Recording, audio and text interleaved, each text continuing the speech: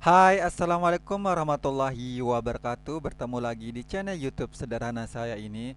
Jadi untuk hari ini kita mau membahas tentang soal SKB Guru SD. Ini untuk simulasi bagian ketiga ya yang kita bahas. Oke, untuk tidak berlama-lama kita langsung saja ke nomor 1. Seorang guru mendapati beberapa siswa yang belum selesai mengumpulkan tugas pada tenggang waktu yang telah diberikan dikarenakan banyaknya tugas yang menumpuk dari mata pelajaran lain. Jika seandainya Anda sebagai guru, apa yang Anda lakukan? A. Memberikan fasilitas untuk berdiskusi dan mengajarkan pada siswa tentang bagaimana cara mengatur waktu dengan baik serta bertanggung jawab pada tugas yang diberikan. B. Mendorong siswa untuk segera menyelesaikan tugas secara maksimal dengan menyampaikan perkembangan siswa yang sudah dan belum mengumpulkan. C. Memberikan toleransi tambahan waktu agar siswa yang belum mengumpulkan tugas dapat menyelesaikan tugasnya. D. Tetap meminta tugas yang telah diberikan dengan sanksi nilai sesuai dengan tugas yang dikerjakan sebagai upaya untuk memberikan efek jera pada siswa. E. Menolak tugas yang dikumpulkan melewati batas waktu agar tidak mengingkari kesepakatan yang sudah disepakati. Oke, jadi ini jawaban yang tepat adalah yang C. Jadi ini ketika kita menemukan permasalahan semacam ini, hal yang utama kita lakukan sebagai guru adalah memberikan toleransi atau kita memaklumi ini disebabkan karena banyaknya tugas siswa ya. Tapi walaupun kita memaklumi hal ini, kita juga sebagai guru harus memiliki batasan-batasan supaya peserta didik tidak lengah atau lalai dengan tugasnya masing-masing. Jadi memang hal utama kita lakukan memang harus kita memahaminya atau mentoleransinya. Namun apabila ini seringkali terjadi atau berulang kali terjadi, tentu guru juga harus memiliki istilahnya prinsip atau ada sanksi yang harus diberikan kepada siswa yang memang terlalu sering mengabaikan masalah tugasnya. Oke, untuk masalah ini itu ya tergantung dari gurunya. Yang intinya adalah jangan terlalu memberikan sanksi fisik terhadap siswa tersebut. Oke, kita beralih ke nomor 2. Berdasarkan introspeksi dan pendapat teman sesama guru, pribadi yang mencerminkan saya adalah A. Orang yang sulit untuk mengapresiasi perbedaan cara siswa dalam menyelesaikan soal karena membuat bingung yang lain. B. Orang yang dapat mengapresiasi perbedaan namun hanya untuk hal-hal yang dapat dipahaminya saja. C. Orang yang bisa menyembunyikan pikiran dan perasaan yang tidak senang terhadap siswa ketika ada perbedaan dalam menilai sesuatu. D. Orang yang dapat mengapresiasi keberagaman dan memiliki kebenaran untuk berpendapat untuk sikap perilaku yang tidak toleran. E. Orang yang terbuka dengan masukan atas prinsip dan keyakinan diri serta mengupayakan kompromi dengan orang lain. Oke, jadi ini adalah jawabannya adalah yang E. Oke, jadi ini kita dituntut untuk bagaimana cara kita bersikap atau sosial kita atau kepribadian kita ini dituntut yang di sini ya. Jadi sebagai orang yang terbuka dengan sanggahan atau kritikan ya, kita harus menjadi pribadi yang mudah dipahami sama orang atau kita bisa melakukan yang namanya kompromi atau diskusi dengan orang lain. Intinya adalah kita harus introspeksi diri ketika ada hal-hal yang memang tidak disukai oleh guru yang lain, dan ya sekali lagi ketika kita mendapatkan yang namanya kritik dan saran kita harus terbuka dan menerimanya. Oke, kita beralih ke nomor 3. Dalam diskusi kelompok, saya biasanya dikenal sebagai individu yang A. Sulit menerima pendapat orang itu yang kurang logis. B. Mengikuti semua pendapat orang lain agar tidak terjadi konflik. C. Membutuhkan waktu lama untuk meyakinkan saya belum menerima pendapat orang lain. D. Dapat menerima pendapat orang lain asalkan tidak terlalu bertentangan dengan pendapat saya. E. Mampu memahami perbedaan dalam berpendapat. Oke, ini jawabannya adalah yang E, yaitu mampu memahami perbedaan dalam berpendapat. Yang namanya kita berdiskusi secara kelompok, jadi pro dan kontra itu hal yang biasa. Jadi, masalah perbedaan pendapat dan lain-lainnya ya kita harus memahami dan menerima. Untuk nomor 3 ini saya rasa teman-teman juga udah tahu bagaimana sebuah diskusi di sebuah kelompok ya. Oke, kita beralih ke nomor 4. Penilaian yang meminta peserta didik untuk mendemonstrasikan dan mengaplikasikan pengetahuan ke dalam konteks yang sesuai dengan kriteria yang ditetapkan adalah A. Penilaian proyek, B. Penilaian kinerja, C. Penilaian produk, D. Penilaian portofolio, E. Penilaian non-tes. Jadi ini jawabannya adalah penilaian kinerja. Oke, ini perlu kita memahami dulu semua option yang ini penilaian di option ini ya. Kita mulai dari penilaian project. Penilaian project adalah kegiatan penilaian terhadap suatu tugas yang harus diselesaikan dalam periode atau waktu tertentu. Berikutnya, penilaian kinerja merupakan penilaian yang mencakup keterampilan, kemampuan, pencapaian, serta peningkatan pada siswa. Ini bisa kita mengevaluasi ketika siswa melakukan yang namanya mendemonstrasikan atau mendemonstrasikan kemampuannya ya. Berikutnya adalah penilaian produk adalah penilaian terhadap keterampilan peserta didik dalam bentuk produk dan dalam waktu yang sudah ditentukan.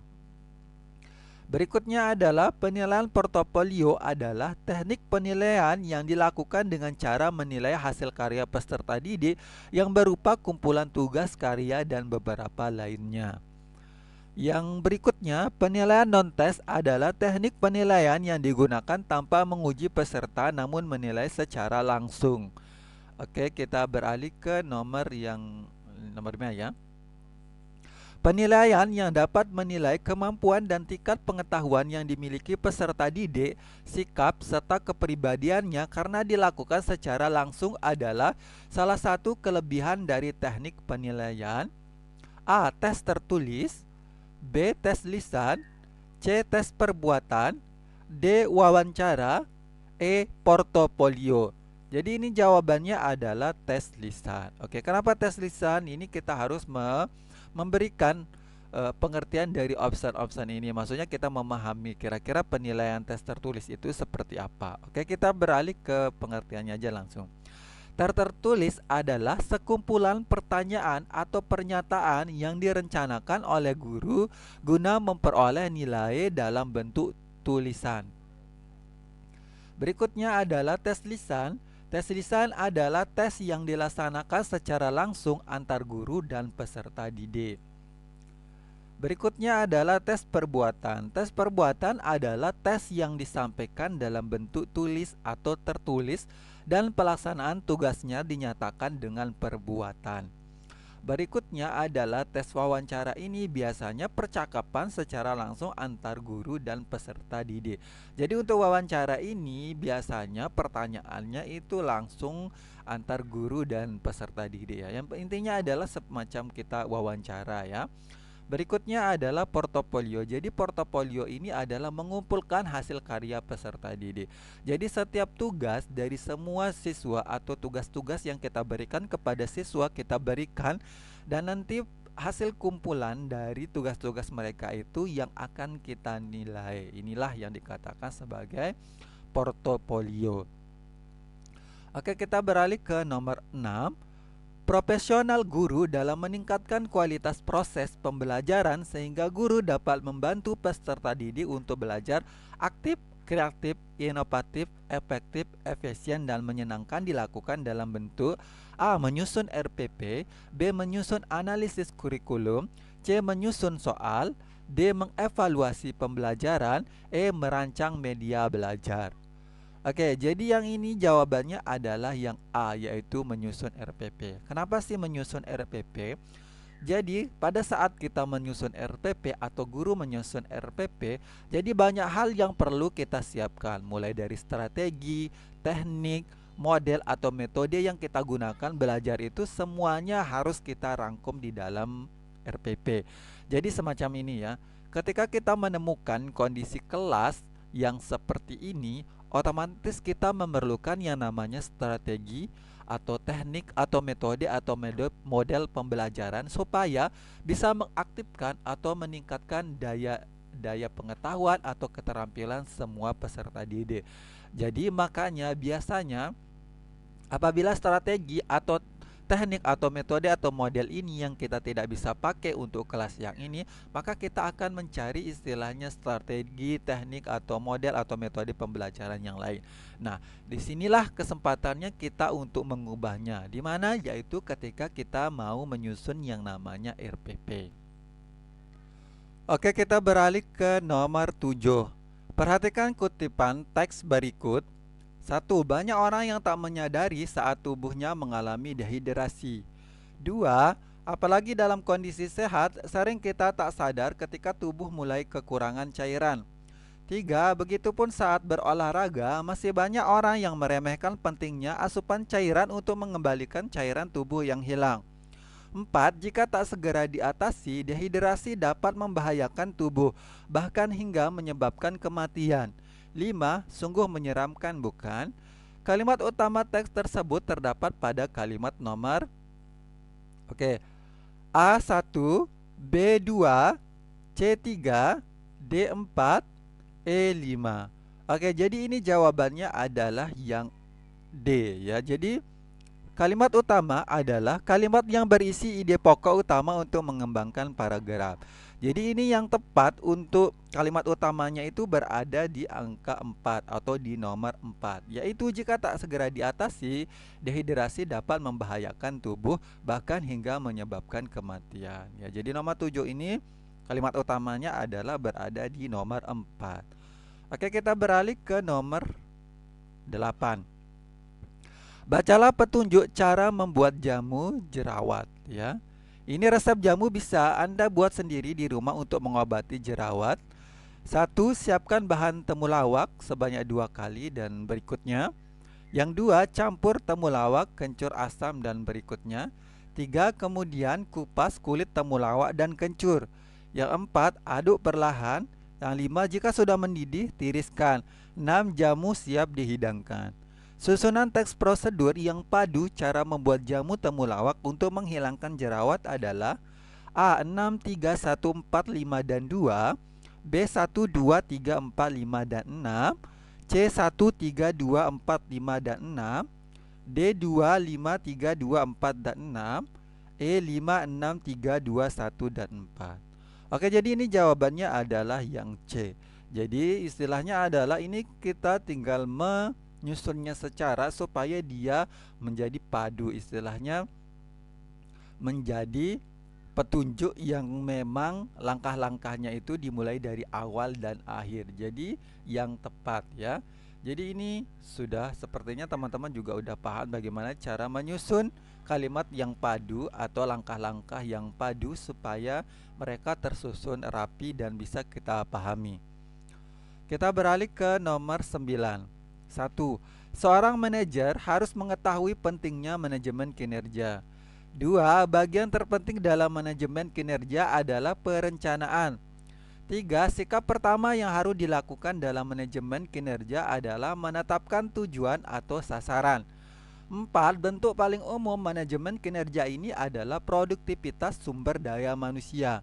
Kalimat yang menggunakan kata tidak berlaku atau kalimat tidak baku terdapat pada kalimat A. 1 dan 2, B. 1 dan 3, C. 1 dan 4, D. 2 dan 3, E. 3 dan 4. Jadi ini jawabannya adalah 1 dan 4. Ini kita lihat bagaimana kalimat baku dan tidak baku berada di teks di atas. Jadi yang tidak baku adalah yang manajer. Nah, yang bakuna adalah manajer ya. Jadi ini teman-teman bisa lihat. Sedangkan yang tidak baku adalah produktivitas. Nah, yang bakunya adalah produktivitas. Jadi ini cuman kita melihat posisi atau huruf yang dipakai. Jadi ketika kita mau melihat kalimat baku dan tidak baku itu biasanya posisinya adalah di kata atau tulisan di setiap kata itu yang harus kita teliti. Karena biasanya kita sering menggunakan juga pada saat kita menulis, kita bisa menemukan kalimat tidak baku dan baku atau kata baku dan tidak baku di dalam sebuah teks. Nah, ini bagian yang seperti ini itu sebenarnya teman-teman harus sering melihat KBBI ya, Kamus Besar Bahasa Indonesia, supaya teman-teman nanti bisa tidak salah ya. Oke, kita beralih ke nomor 10. Bacalah kutipan teks berikut. Dalam rangka peringatan Bulan Bahasa, SMP Gema Indah mengadakan lomba membaca puisi dan menulis cerpen. Peserta lomba perwakilan dari tiap kelas 7, 8 dan 9. Lomba dilaksanakan pada 27 dan 28 Oktober 2019. Hasil lomba untuk membaca puisi pemenangnya adalah kelas 7C, sedangkan untuk lomba cerpen pemenangnya adalah kelas 9A.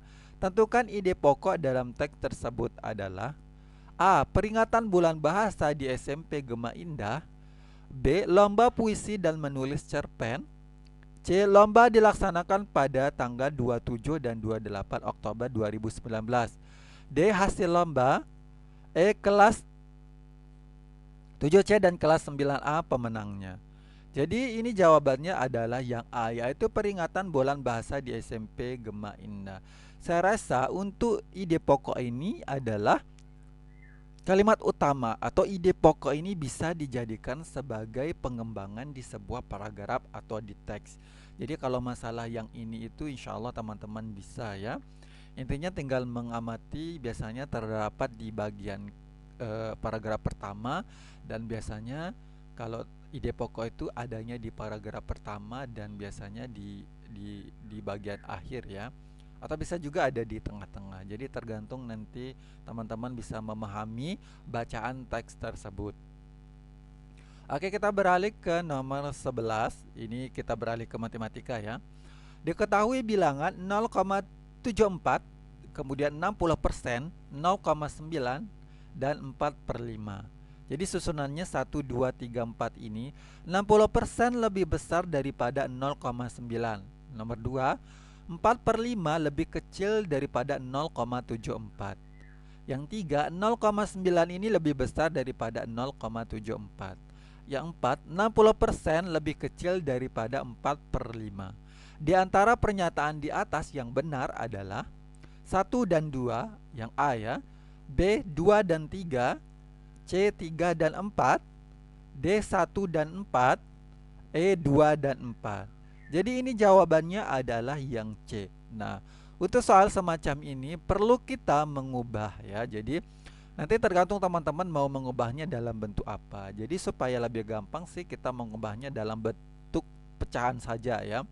Kita mulai dari 0,74. Kemudian kalau dia 60%, berarti 60-nya kita bagi dengan 100%.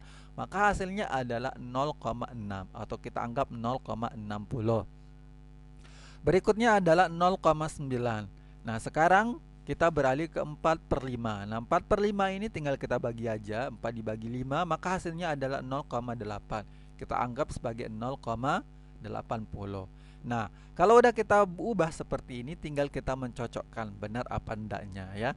Jadi, kita mulai dari yang nomor 1. 60% lebih besar daripada 0,9. Ini salah ya, seharusnya 0,9 itu lebih besar daripada 60%. Berikutnya yang nomor 2, 4/5 lebih kecil daripada 0,74. Nah, ini salah juga. Yang benar adalah 4/5 ini lebih besar daripada 0,74. Berikutnya adalah 0,9 lebih besar daripada 0,74. Ini udah benar. Yang 4 adalah 60% lebih kecil daripada 4/5. Ini jadi benar. Jadi makanya jawabannya adalah C, 3 dan 4. Kita beralih ke nomor 12. Diketahui uang Andi berbanding uang Bondan sama dengan 5/4. Dan uang Bondan berbanding uang Chandra sama dengan 3/4. Jika jumlah uang Andi, Bondan, dan Chandra Rp43.000, maka uang Bondan adalah A 12.000, B 13.000, C 14.000, D 15.000, E 16.000. Jadi ini jawabannya adalah yang A, yaitu 12.000. Oke, jadi ini kita membuat perbandingan semacam ini terlebih dahulu. Andi berbanding dengan Bondan itu kan 5:4. Kemudian kita buat juga Bondan dan Chandra ini 3:4. Nah, lalu kita mengoperasikannya dengan cara yang ini.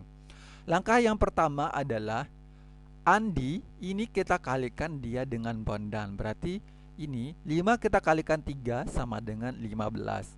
Berikutnya, nah ini Bondan dengan Bondan. Berarti kita kalikan, berarti 4 kita kalikan dengan 3, maka hasilnya adalah 12. Nah, kalau sudah seperti ini kita lanjut berikutnya. Berarti Bondan dan Chandra ini kita akan mengkalikannya. Berarti Chandra sama dengan 4, kita kalikan 4 sama dengan 16.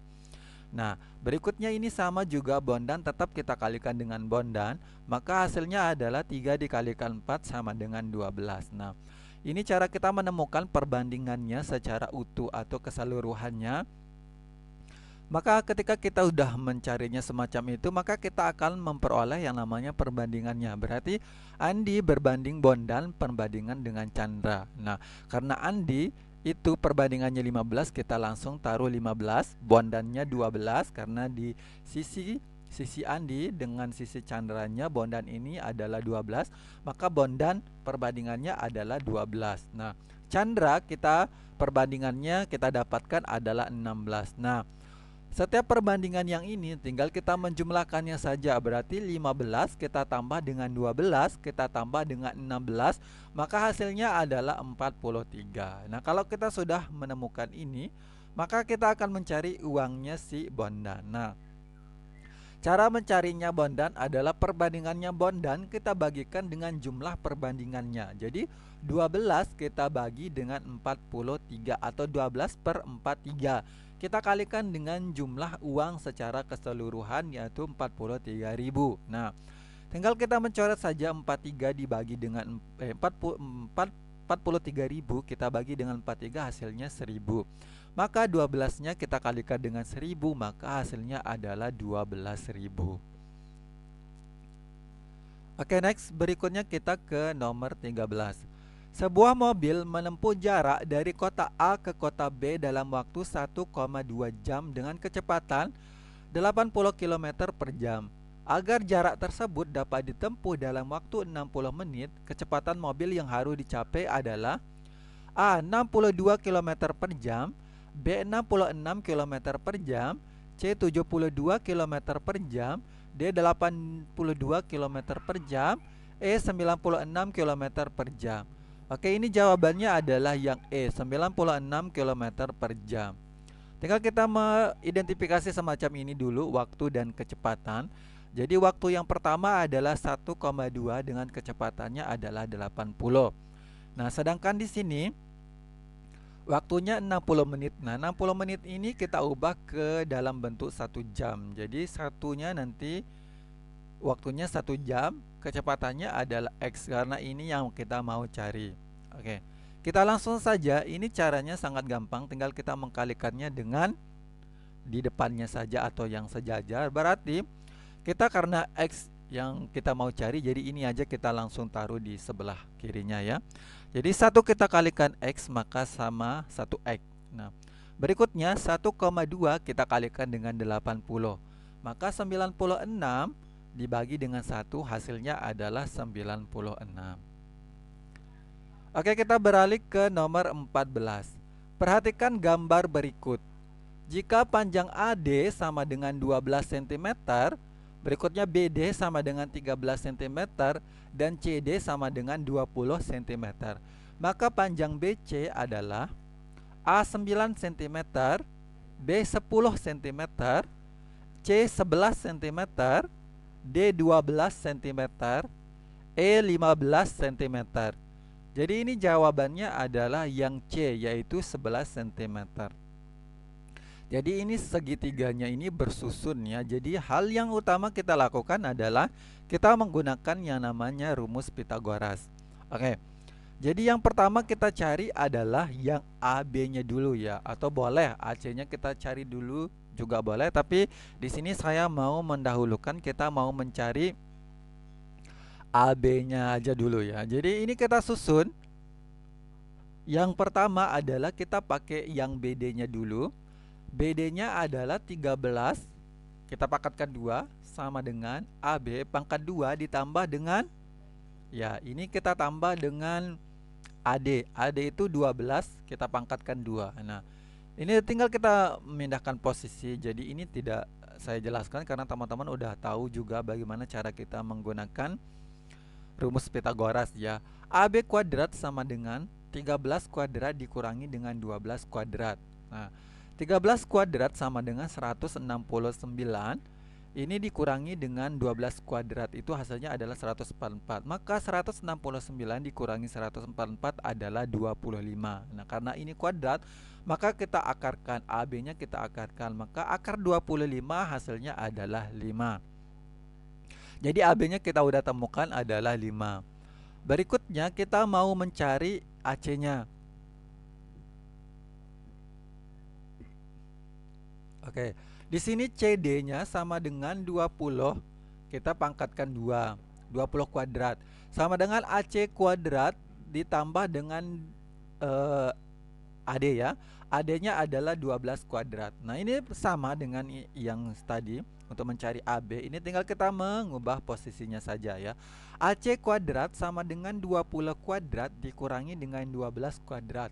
Maka hasilnya adalah 20 kuadrat ini sama dengan 400 dikurangi dengan 12 kuadrat, hasilnya 144. Maka 400 kita kurangi dengan 144, hasilnya adalah 256.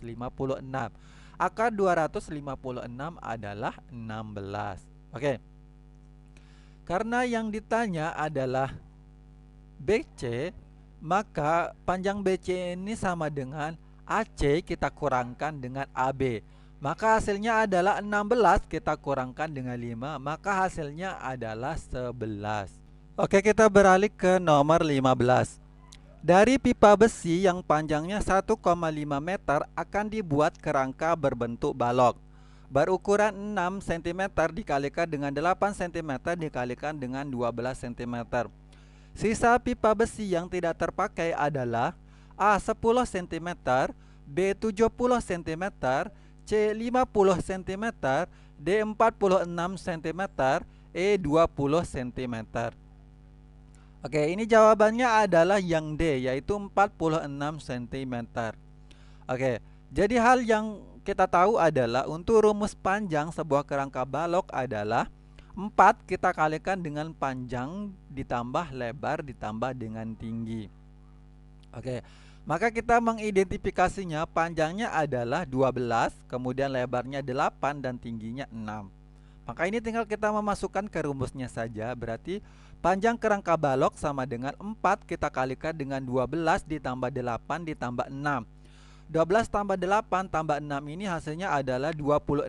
Berarti 4 kita kalikan dengan 26, hasilnya adalah 104. Nah, kalau sudah kita menemukan panjang, karena ini satuannya masih cm, maka 1,5 atau ini yang kita ubah dulu ya, karena di optionnya cm, maka yang 1,5 meternya ini kita ubah ke cm. Maka untuk mengubahnya adalah 1,5-nya kita kalikan dengan 100. Maka hasilnya adalah 150 cm. Nah, berarti ini tinggal kita mengkurangkannya saja. Berarti 150-nya kita kurangkan dengan 104, maka hasilnya adalah 46 cm. Kita beralih ke nomor 16. Diagram lingkaran di samping menunjukkan latar belakang pendidikan orang tua siswa di suatu sekolah. Jika jumlah orang tua siswa di sekolah tersebut 900 orang, banyak orang tua siswa yang berlatar belakang pendidikan SMP adalah A 385 orang, B 315 orang, C 300 orang, D 375 orang, E 350 orang. Jadi ini jawabannya adalah yang B, yaitu 315 orang. Oke. Jadi untuk diagram lingkaran semacam ini kita tinggal menotalkannya saja terlebih dahulu. Berarti ini kita totalkan SMA-nya ditambah dengan perguruan tinggi ditambah dengan SD. SMA-nya 12%, kemudian perguruan tingginya 8%, ini kemudian SD-nya 45%. Maka hasilnya adalah 35%. Nah, jadi di sini ada dua macam diagram lingkaran semacam ini.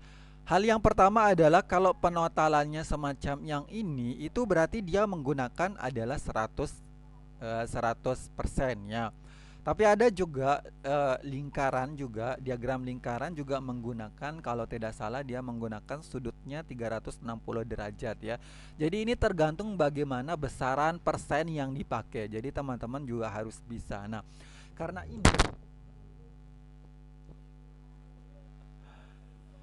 ini menggunakan persenan 100%, maka 100% ini kita kurangkan dengan 65, maka hasilnya adalah 35. Oke, jadi ini awalnya salah ya. Jadi 12 ditambah 8 ditambah 45, ini hasilnya adalah 65. Maka hasil persenannya adalah 100 kita kurangkan dengan 65%, yaitu 35. Jadi untuk SMP-nya ukuran persennya adalah 35. Nah, jadi untuk mencari kira-kira berapa orang sih? Jadi SMP-nya adalah 35%, kita bagi dengan 100%, kita kalikan dengan jumlah seluruh ya, jadi 900 orang. Maka tinggal kita membaginya saja, berarti 900-nya ini kita bagi dengan 100, maka hasilnya adalah 9. Maka 35-nya kita kalikan dengan 9, hasilnya adalah 315. Oke, saya rasa semoga teman-teman mengerti hal yang ini ya. Kita beralih ke nomor 17. Suatu pabrik tas memproduksi 3000 unit tas per minggu. Sebelum dipasarkan, tas-tas tersebut harus dicek oleh quality control. Dari 3000 unit tas dipilih 400 unit tas untuk dicek dan ternyata 15 unit tas diantaranya rusak. Dari keterangan di atas, banyak sampel dalam pengecekan tersebut adalah A. 3000 unit tas, B. 4000 unit tas, C. 380 unit tas, D. 415 unit tas, E. 15 unit tas. Oke, jadi ini jawabannya adalah yang B, yaitu 400 unit tas. Jadi di sini saya rasa teman-teman juga udah bisa membedakan mana populasi dan sampelnya. Di sini populasinya adalah 3000 unit tas, dan di sini karena di 3000 itu diambil 400-nya, maka ini bisa dikatakan sebagai sampelnya. Jadi sampelnya jelas di sini adalah 400 unit tas. Kita beralih ke nomor 18. Kita beralih ke IPA ya. Oke, sebuah rumah menggunakan 4 lampu, yaitu masing-masing 25 watt dan sebuah TV 60 watt. Setiap hari rata-rata dinyalakan 5 jam. Jika harga 1 kWh Rp200, maka berapa biaya yang harus dibayar selama 1 bulan? A. 4.800, B. 160.000, C. 48.000, D. 16.000, D. 20.000. Oke, ini jawabannya adalah yang A, yaitu 4.800. Nah, jadi ini tinggal kita mengkalikannya saja. Karena lampunya jumlahnya 4, maka kita kalikan dengan wattnya 25 dan jamnya. Berarti 4 dikalikan 25 dikalikan dengan 5, hasilnya adalah 500. Berikutnya TV-nya juga sama, tinggal kita mengkalikannya karena TV-nya sebuah berarti 1 ya. Berarti 1 dikalikan 60 dikalikan 5, maka hasilnya adalah 300. Lampu plus TV, jadi ini kita menjumlahkannya, berarti 500 ditambah 300 adalah 800. Nah, di sini tinggal kita mengubahnya saja, berarti ini kWh-nya karena ini menggunakan watt, berarti 800-nya ini kita ubah ke kWh, kilowatt per hertz ya. Jadi 800-nya kita bagi dengan 1000, maka hasilnya adalah 0,8 kWh. Nah, karena per bulannya atau jika harganya kWh per bulannya adalah, karena ini 1 bulan yang kita kalikan 30, kita kalikan 0,8, maka hasilnya adalah 24. Nah, berarti biaya per bulannya adalah 24-nya kita kalikan dengan 200, maka hasilnya adalah Rp4.800. Oke, kita beralih ke nomor 19. Air sebanyak 60 gram bersuhu 90 derajat Celcius Kalor jenis air sama dengan 1 kalori per gram derajat Celcius. Dicampur 40 gram air bersuhu 25 derajat Celcius. Jika tidak ada faktor lain yang memengaruhi proses ini, maka berapa suhu air campuran?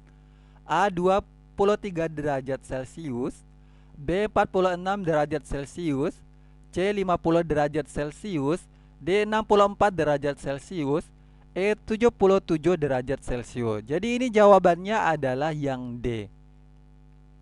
Oke, jadi ini kita pakai rumusnya adalah Q lepas sama dengan Q terima. Q lepas itu biasanya suhunya yang paling besar, kalau dia terima berarti suhunya yang lebih sedikit. Nah, karena ini adalah jenis air, maka rumusnya adalah M dikalikan C dikalikan dengan delta T. Oke, karena ini udah masing-masing udah punya nilainya, maka kita langsung masukkannya aja ya. M1-nya adalah 60, kemudian kalor jenis airnya adalah 1, ini kita kalikan dengan T. T2-nya tidak ada, ini kita kurangkan dengan 90. Jadi ini T2-nya dikurangi dengan 90. Berikutnya di sampingnya adalah 40, M2-nya adalah 40 dikurangi dengan 1, dikalikan 1 karena kalorinya kan sama 1. Berikutnya adalah T2-nya itu adalah 25 derajat Celcius dikurangi T2-nya 25 derajat Celcius dikurangi dengan T1-nya belum ada. Jadi ini tinggal kita coret satu-satunya karena ini kita anggap tidak ada atau kita bisa mengkalikannya langsung. Berarti 60 kita kalikan dengan T adalah 60T. Berikutnya adalah 60 kita kalikan dengan min 90, hasilnya adalah min 5400. Berikutnya sebelahnya 40 kita kalikan dengan 25, maka hasilnya adalah 1000. Berikutnya adalah 40 dikalikan dengan min T adalah min 40T. Nah, ini tinggal kita memposisikan atau pindah posisi yang sama jenisnya. Jadi 60T karena min 40T-nya pindah posisi, maka ini ditambah dengan 40T. Jadi 60T ditambah dengan 40T hasilnya adalah 100T. Nah, ini 1000, ini min 5400-nya ini karena min dia pindah posisi maka positif, berarti 1000 kita tambah 5400 hasilnya adalah 6400. Maka T adalah 6400-nya kita bagi dengan 100, maka hasilnya adalah 64. Oke, kita beralih ke nomor 20. Sebuah benda masanya 0,5 kg memiliki energi potensial sebesar 49 Joule. Jika percepatan gravitasi bumi adalah 9,8 meter per sekon kuadrat, maka benda tersebut terletak pada ketinggian A. 10 meter, B. 19,6 meter, C. 20 meter, D. 49 meter, E. 50 meter. Jadi ini jawabannya adalah yang A, yaitu 10 meter. Oke, diketahui adalah M-nya sama dengan 0,5 kg. Energi potensialnya adalah 49 Joule dan gravitasinya adalah 9,8 meter per sekon kuadrat. Jadi yang ditanyakan adalah tingginya, yaitu H. H sama dengan berapa ya? Oke, kita langsung ke rumusnya. Berarti rumus energi potensial itu adalah EP sama dengan M dikalikan G dikalikan H. Ini berarti EP-nya 49 sama dengan 0,5 dikalikan dengan 9,8 dikalikan dengan H. Maka hasilnya adalah 49 sama dengan 4,9 H. H berarti ini karena H ini pindah posisi, berarti 49-nya kita bagikan dengan 4,9. Maka hasilnya adalah 10 meter. Kita beralih ke nomor 21. Komet yang muncul setiap 76 tahun sekali adalah A. Komet Icarus, B. Komet Halley, C. Komet Encke, D. Komet Ikeyaseki, E. Komet Bennet. Jadi ini jawabannya adalah yang B, yaitu Komet Halley. Oke, jadi kita mulai membahasnya. Berarti Komet Icarus atau Karut ini salah satu asteroid yang pernah mendekati bumi dengan orbit yang berbentuk lonjong. Jadi Icarus itu bukan komet ya. Jadi Icarus itu adalah asteroid. Oke, berikutnya adalah Komet Halley adalah terlihat setiap 76 tahun sekali. Berikutnya adalah Komet Encke, ini adalah terlihat 3 tahun sekali. Sedangkan Komet Ikeyaseki ini terlihat tahun 1965. Berikutnya komet Bennet ini terlihat tahun 1970 dan ada beberapa komet yang lain ya. Di sini tidak ada karena optionnya tidak ada. Jadi mana optionnya itu yang saya taruh ya. Oke, kita beralih ke nomor 22. Pada saat kutub selatan makin condong menjauhi matahari, hal yang mungkin terjadi adalah A. Belahan bumi utara berlangsung musim gugur. B. Belahan bumi utara mengalami waktu siang lebih panjang. C. Belahan bumi selatan mengalami waktu malam lebih panjang. D. Belahan bumi selatan mengalami musim panas. E. Belahan bumi selatan mengalami musim gugur. Oke, jadi ini jawabannya adalah yang C, yaitu belahan bumi selatan mengalami waktu malam lebih panjang. Jadi di opsi ini adalah pengaruh dari revolusi bumi. Jadi apa saja sih pengaruh dari revolusi bumi? Jadi yang pertama adalah pasti akan terjadinya pergantian musim. Makanya ini ada yang musimnya panas, musim hujan, yang berkepanjangan dan lain-lainnya. Oke, berikutnya adalah yang nomor 2 adalah perubahan lamanya waktu siang dan waktu malam. Ini udah jelas. Berikutnya yang 3 adalah gerak semua tahunan matahari atau gerak semu tahunan matahari. Yang keempat adalah terlihatnya rasi bintang yang berbeda dari waktu ke waktu. Berikutnya adalah perhitungan tahun Masehi. Oke, kita beralih ke nomor 23. Berikut yang bukan termasuk ciri-ciri ideologi tertutup adalah A. Merupakan cita-cita sekelompok orang untuk mengubah dan memperbaharui masyarakat. B. Atas nama ideologi dibenarkan adanya pengorbanan yang dibebankan kepada masyarakat. C. Isinya bukan hanya nilai-nilai dan cita-cita tertentu, melainkan terdiri atas tuntutan nyata dan keras yang diajukan dengan mutlak. D. Dasarnya bukan keyakinan ideologis sekelompok orang, tetapi hasil musyawarah dari masyarakat. E. Menolak adanya pengaruh yang datang dari luar dan menolak perubahan. Jadi ini jawabannya adalah yang D. Oke, jadi kita cari dulu pengertian dari ideologi tertutup ya. Ideologi tertutup adalah pandangan hidup yang bersifat kaku, mutlak dan tidak dapat dirubah-rubah kembali sehingga ajaran yang menentukan tujuan serta norma politik dan sosial tidak dipersoalkan lagi. Oke, kita beralih ke nomor 24. Sikap pengorbanan untuk bangsa lebih diutamakan daripada kepentingan individu maupun golongan merupakan pengalaman Pancasila. Sila ke 1, 2, 3, 4, 5. Oke, jadi ini jawabannya adalah yang C, yaitu sila ketiga. Oke, dengan adanya persatuan, maka pengorbanan yang dilakukan untuk bangsa tidak akan terasa berat. Oke, kita nomor 25. Sikap berlandaskan nasionalisme di bawah ini yang berpengaruh pada kebijakan fiskal negara adalah A. Membayar pajak tepat pada waktunya. B. Melakukan pekerjaan yang tidak melanggar hukum. C. Membeli produk buatan dalam negeri. D. Menggunakan hak pilih dalam pemilu. E. Memiliki toleransi tinggi terhadap orang yang berbeda keyakinan. Jadi ini jawabannya adalah yang A. Membayar pajak tepat pada waktunya. Oke, jadi ini kita cari dulu kebijakan fiskal itu sih berupa apa. Jadi kebijakan fiskal itu merupakan kebijakan yang dibuat pemerintah untuk mengarahkan ekonomi suatu negara melalui pengeluaran pendapatan pemerintah. Nah, jadi secara fisiknya ini kita akan dituntut untuk membayar pajak ya. Jadi inilah untuk meningkatkan, salah satu cara untuk meningkatkan ekonomi bangsa kita yaitu dengan membayar pajak. Oke, cukup hanya ini yang bisa saya sampaikan. Kurang lebihnya mohon dimaafkan. Bila ada hal-hal yang keliru atau apapun, boleh berikan saya kritik dan saran. Sekian dulu, wabillahi taufiq wal hidayah. Wassalamualaikum warahmatullahi wabarakatuh. Bye bye.